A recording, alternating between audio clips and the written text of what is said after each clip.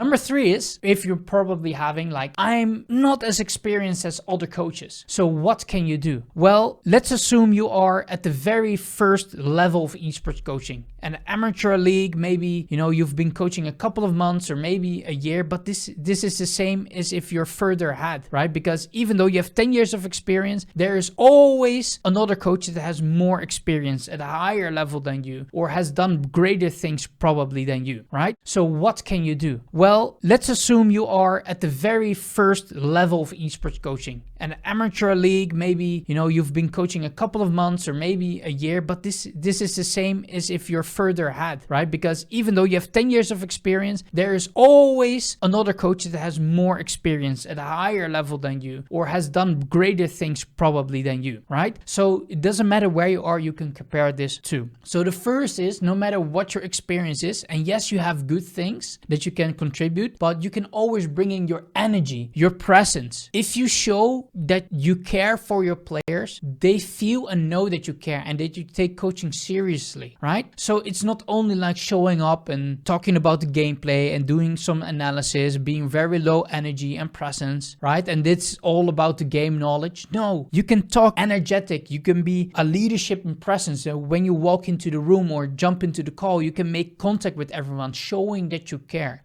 Not like overcrowding or like being the biggest voice in the room, but being present. That is such an important skill already as an esports coach. And without all of these things that you can learn eventually, right? But in the moment, you can decide today, how do I show up? What kind of energy do I bring? What kind of presence? What kind of behavior do I want to showcase for my players every day in and out while I'm still working on those other things? Also, it is your ability to connect. So many esports coaches, they just do their scrims and be in contact with their team, right? Because time is of the essence and there's not much time, etc, etc. But have you thought about this, that you can simply reach out in DM to set up a call or just like, hey, just checking in how you're doing, to constantly, like not as a stalker type of way, but constantly check in and make the connection with individual players among your team. You can do so pretty much easy. All it takes is just a little bit of time actually, but you can do this, right? So the ability to connect is not only like, okay, did you do your homework? Let's do a VOD review and only about the gameplay. No, what is like, the starter cookie cutter questions like, okay,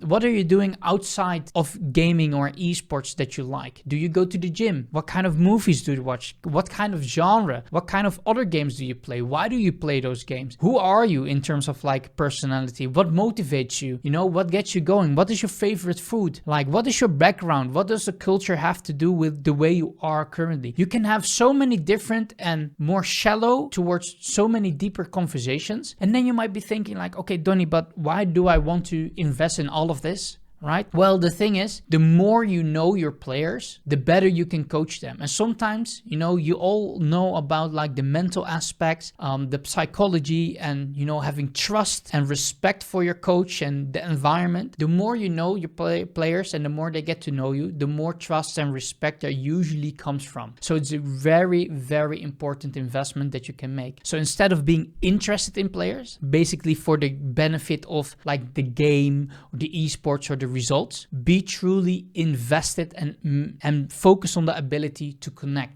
Be human, be yourself, and that is usually enough.